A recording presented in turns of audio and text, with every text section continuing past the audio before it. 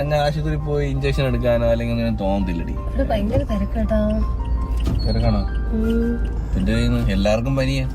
കുഞ്ഞിന് എനിക്ക് പനി പിന്നെ കുഴപ്പമില്ല. കുഞ്ഞിന്റെ പനി എനിക്ക് അവൻ രാത്രി കിടന്ന് അങ്ങോട്ടും ഇങ്ങോട്ടും തിരിയുന്ന ശ്വാസത്തിന് വേണ്ടി തിരിയുന്നതാണോ വയ്യ.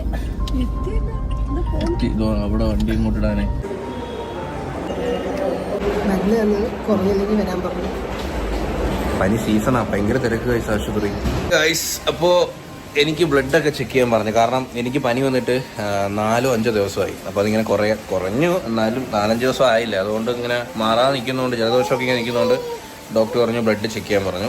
മൃദുലയ്ക്ക് മരുന്നൊക്കെ തന്നു. അമ്പൂട്ടന് 2 മണിക്ക് അമ്പൂട്ടൻ്റെ ഡോക്ടർ വരത്തുള്ളൂ. അപ്പോൾ അതിനുവേണ്ടി നമ്മൾ വെയിറ്റിംഗ് ആണ്. എല്ലാവരും കോലം മാറിയില്ലേ നോക്കി.